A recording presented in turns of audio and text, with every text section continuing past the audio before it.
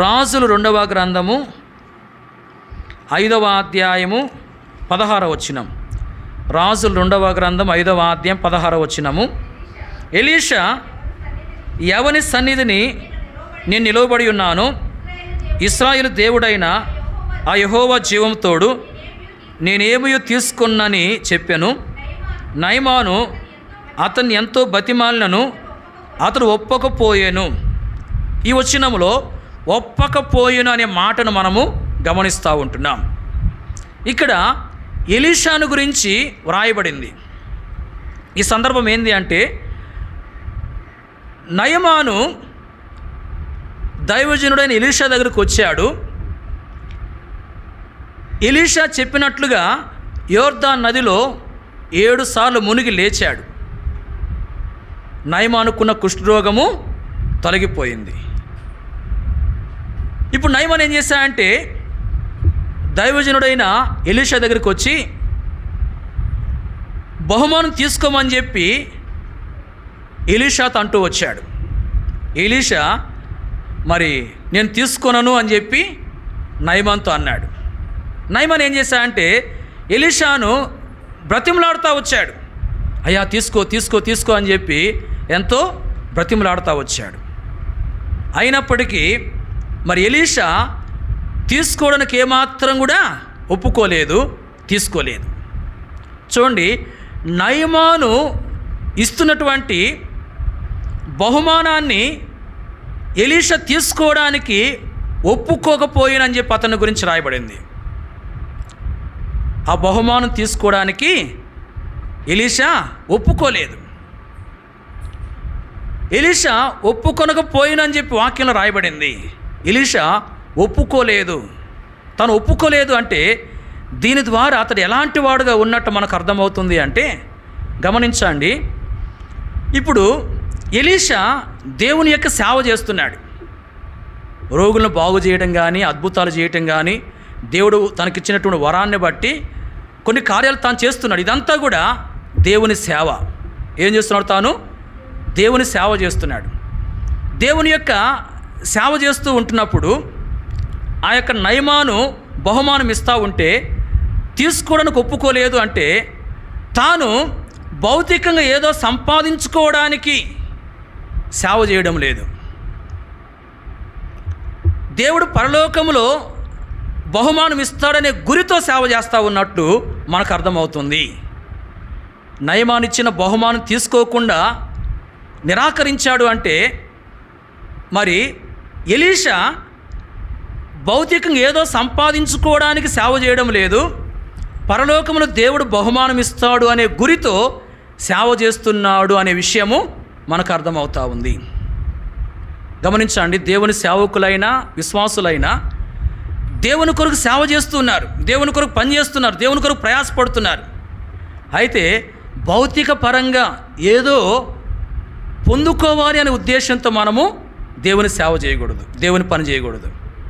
భౌతికంగా ఏదో లాభం మనకు వస్తుంది అనే ఆలోచనతో మనం పని చేయకూడదు. మన యొక్క ఆలోచన ఎలా ఉండాలి?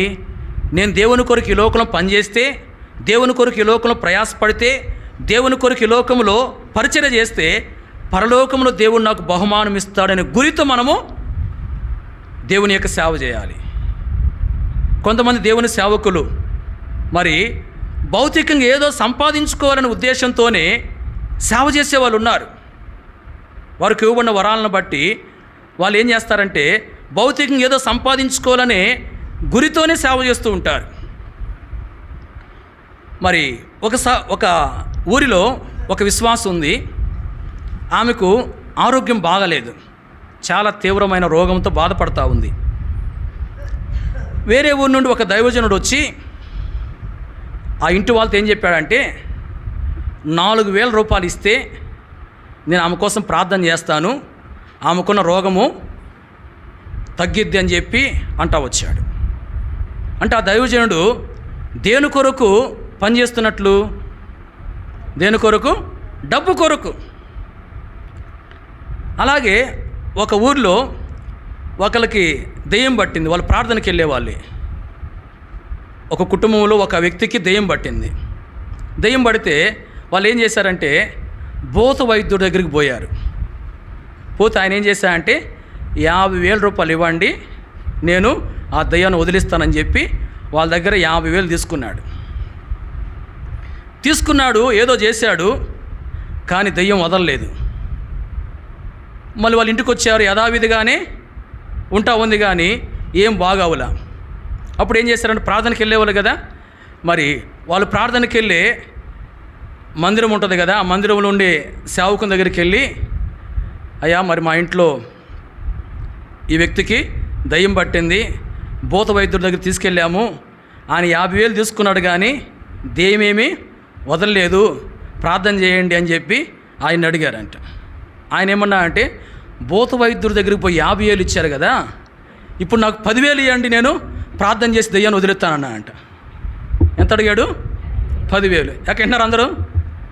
అంటే ఈ దైవజనుడు, ఈ సేవకుడు కూడా దేని కోరుతున్నాడు? దేని కొరకు సేవ చేస్తున్నట్లు? డబ్బు కోసం. చూడండి, అట్లా అడగొచ్చా? ఇప్పుడు ప్రార్థన చేయి, దేవుని ప్రార్థనని మరి ఆ దయ్యం పట్టే వ్యక్తిని బాగు చేశారు అనుకోండి, వాళ్ళు ఏదైనా ప్రేరేపణ బట్టి ఏదైనా ఇస్తే తీసుకుంటే అది న్యాయం. అట్లా కాకుండా ఇంత ఇవ్వండి అని చెప్పి డిమాండ్ చేయడం అనేది అది ధనం కోసం సేవ చేస్తున్నట్లే అవుతుంది. ఇది దేవుని సేవకులు అట్లా కొంతమంది మరి ఏదో సంపాదించుకోవాలనే ఉద్దేశంతో సేవ చేసే వాళ్ళు ఉన్నారు. ఇప్పుడు సేవకుల గురించి చెప్తున్నారు, మనకు కాదు కదా అనుకున్నారు మీరు, అంతేనా? విశ్వాసులు కూడా ఉన్నారు. విశ్వాసులు కూడా డబ్బు కోసము మరి పనిచేసే వాళ్ళు ఉన్నారు. ఒక ఊర్లో కొన్ని సంవత్సరాల క్రితం జరిగిన విషయం అక్కడే దైవ సేవకుడు చెప్తూ వచ్చాడు. దాదాపుగా మరి 15 సంవత్సరాల కంటే ముందు జరిగినటువంటి విషయం అన్నమాట. మరి ఒక సహోదరి ఒక సంఘములో రక్షించబడింది. అంటే అక్కడున్న దేవుని సేవకులు ఆమెకు దేవుని వాక్యం చెప్పి మందిరానికి నడిపించారు. ఆమె రక్షణ కొరకు ఎంతో ప్రార్థన చేశారు. ఆమె రక్షించబడి బాప్తిస్వం తీసుకుంది ఆ సంఘంలో ఒక విశ్వాసిగా కొనసాగుతూ ఉంది. అదే ఊరిలో మరి ఇంకొక పాస్టర్ గారు ఏం చేశాడంటే ఒక సంఘం పెట్టాడు. సంఘం పెట్టేసరికి ఆ పాస్టర్ గారు జనాల్ని ఎట్లా రాబట్టుకోవాలని చెప్పి ఆలోచన చేసి ఏం చేశాడంటే ఒక ప్లాన్ వేశాడు. ఏం ప్లాన్ అంటే, ఎవరైతే ఆదివారం మందిరానికి వస్తారో వచ్చిన వాళ్ళకి 50 రూపాయలు ఇస్తాడు. ఒక్కొక్కరికి 50 రూపాయలు. తర్వాత ఆదివారము ఆరాధన అయిపోయిన తర్వాత మంచి భోజనం పెడతాడు.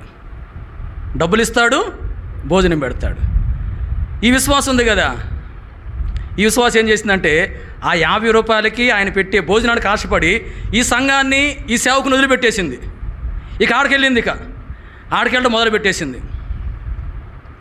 ఇక అక్కడ చక్కగా ప్రతి ఆదివారం భోజనం పెడుతున్నారు, 50 రూపాయలు డబ్బులు ఇస్తున్నారు. 50 రూపాయలు అంటే 15 సంవత్సరాల ముందంటే కొంచెము విలువే. చూడండి, డబ్బు కోసము ఎక్కడ రక్షించబడ్డారో, మరి వారి యొక్క రక్షణ కొరకు ఎవరైతే ప్రయాసపడ్డారో ఆ దైవ సేవకుల్ని, ఆ సంఘాన్ని, ఆ మందిరాన్ని వదిలిపెట్టేసింది. అంటే ఆమె దేని కొరకు బతుకుతుంది, దేని కొరకు జీవిస్తుంది? భౌతికమైన లాభం కొరకు, భౌతికమైన వాటిని పొందుకోవడానికి. ప్రియుడు, చాలామంది విశ్వాసులు సరైనటువంటి ఎదుగుదల లేకుండా ఇట్లాంటి విధానంలో కొనసాగుతూ ఉంటున్నారు. కొంతమంది ఏం చేస్తారంటే మరి చెప్తారు కదా, మీ పుట్టినరోజు వస్తే మేము కేక్ పంపిస్తాం, తర్వాత చచ్చిపోతే ఏం పంపిస్తాం? సమాధి పెట్టి పంపిస్తాం. కాబట్టి ఇప్పుడు ఆడికి వెళ్తే పుట్టినరోజు కేక్ పంపిస్తారు, చచ్చిపోతే సమాధి పెట్టి కూడా పంపిస్తారు. కాబట్టి ఆడకి పోదామని చెప్పి మరి ఏ సంఘానికి అయితే వెళ్తున్నారో ఆ సంఘాన్ని వదిలిపెట్టేసి ఆ సంఘానికి వెళ్ళడం మొదలు పెడతారు కొంతమంది. గమనించండి, భౌతికంగా ఏదో మనం పొందుకోవడానికి, భౌతికంగా ఏదో లాభాన్ని మనము సమకూర్చుకోవడానికి మనం దేవుని కార్యాలు చేయకూడదు. అది సరైనటువంటి విధానము కాదు. దేవుని సేవకులైనా విశ్వాసులైనా భౌతిక పరంగా ధనమును సంపాదించుకోవడానికి మనము కార్యాలు చేయకూడదు. అలాగే కొంతమంది మరి దేవుని కార్యాలు, దేవుని సేవ అనేది ఎట్లా చేస్తూ ఉంటారంటే పేరు కొరకు చేస్తూ ఉంటారు. మాకు పేరు రావాలి, మమ్మల్ని మనుషులు మెచ్చుకోవాలి, మనుషుల్లో మాకు గుర్తింపు అనేది ఉండాలి అనే ఉద్దేశంతో చేస్తారు. అది కూడా సరైన విధానము కాదు. మనం దేవునికి ఏది ఇచ్చినా, దేవుని కొరకు ఏది చేసినా కూడా మన గుర్తింపు కొరకు, మన పేరు కొరకు, మన ఘనత కొరకు, మన మెప్పు కొరకు చేయకూడదు. దీని ద్వారా దేవునికే మహిమ రావాలి. మనం దేవునికి ఏది ఇచ్చినా, దేవుని కొరకు ఏది చేసినా కూడా దేవునికే మహిమ రావాలనే ఉద్దేశంతో మనం చేయాలి. ఒక దేవుని సేవకుడు చెప్తూ వచ్చాడు, ఒక మందిరంలోనంట ఫ్యాన్ లేరంట. ఫ్యాన్లు ఎందుకు వేయరు అని చెప్పి ఆలోచన చేస్తే, కరెంట్ ఏమైనా లేదా అంటే కరెంట్ ఉంటుంది, మరి ఫ్యాన్లు ఏమైనా పని చేయవా అంటే ఫ్యాన్లు కూడా పని చేస్తాయంట, కానీ ఫ్యాన్లు వేయరంట. ఎందుకు వేయరంటే ఆ ఇచ్చిన వాళ్ళు వేస్తే ఒప్పుకోరంట. ఆ ఫ్యాన్లు ఇచ్చిన వాళ్ళు ఫ్యాన్లు వేస్తే ఒప్పుకోరు. ఎందుకు ఒప్పుకోరంటే ఆ ఫ్యాన్ల రెక్కల మీద వాళ్ళ పేర్లు ఉంటాయి. తిరగకుండా ఉందనుకోండి, ఆ పేర్లు అందరికి కనపడతాయి. తిరుగుతూ ఉంటే ఆ పేర్లు ఎవరికి కనబడు. కాబట్టి మా పేర్లు కనబడాలంటే మీరు ఫ్యాన్లు వేయకూడదని చెప్పి ఫ్యాన్లు వేస్తే వాళ్ళు ఒప్పుకోరంట. చూడండి, వాళ్ళు ఫ్యాన్లు ఇచ్చినందుకు అందరూ వారిని ఏం చేయాలా? మెచ్చుకోవాలి. అయ్యో వీళ్ళు ఇచ్చారని చెప్పి మరి వాళ్ళు పొగడాలా, దాని కొరకు వాళ్ళు ఇచ్చారు. వీళ్ళు గమనించండి, మన జీవితంలో మనల్ని ఏదో మనుషుడు పొగడాలని, మనుషుడు మెచ్చుకోవాలని, మరి మనుషుడు మమ్మల్ని గుర్తించాలని ఉద్దేశంతో మనము దేవుని కొరకు సమర్పించుకోవటం కానీ, దేవుని కొరకు కార్యాలు చేయటం కానీ చేయకూడదు. భౌతికపరమైన దేనినైనా మనం ఆశించి దేవుని సేవ చేయకూడదు. దేవుని యొక్క పరిచర్య మనము చేయకూడదు. పరలోకమును దేవుడు నాకు బహుమానం ఇస్తాడు అనే గురితో మనం దేవుని సేవ చేయాలి. కాబట్టి మందిరంలో ఏదైనా మనం ఒక వస్తువు ఇచ్చినప్పుడు దాని మీద మన పేర్లు వేసుకోకూడదు. అక్కడ గుర్తుపెట్టుకోండి, మీరైనా మీ ఇంట్లో వారైనా ఎవరికైనా మరి చెప్పాలి. ఇది ఏం చెప్పాలా? దేవుని మందిరానికి మనము ఏదైనా వస్తువు ఇస్తున్నప్పుడు దాని మీద మన పేరు వేయకూడదు. మన ఇంట్లో వారి పేరు కానీ, కొంతమంది చనిపోయిన వారి పేర్లు వేస్తారు జ్ఞాపకార్థమని. అట్లాంటివి మనం చేయకూడదు. కాబట్టి అది మనం గుర్తుపెట్టుకోవాలి. ఇక్కడ చూడండి, ఎలీషా నయమానిచ్చిన బహుమానం తీసుకోవడానికి ఒప్పుకోలేదు. ఎందుకు ఒప్పుకోలేదంటే అతని జీవితంలో ఏదో భౌతికంగా ఏదో సంపాదించుకోవాలి అనే ఉద్దేశంతో సేవ చేయడం లేదు. తాను పరలోకంలో దేవుడు బహుమానం ఇస్తాడనే ఉద్దేశంతోనే సేవ చేస్తున్నాడు. అలాగే మనము భౌతికంగా ఏదో పొందాలి అనే ఉద్దేశంతో మనం దేవుని కార్యాలు చేసే వారంగా ఉండక, పరలోకంలో దేవుడు నాకు బహుమానం ఇస్తాడనే గురితో మనము దేవుని కార్యాలను చేసే వారముగా ఉండాలి.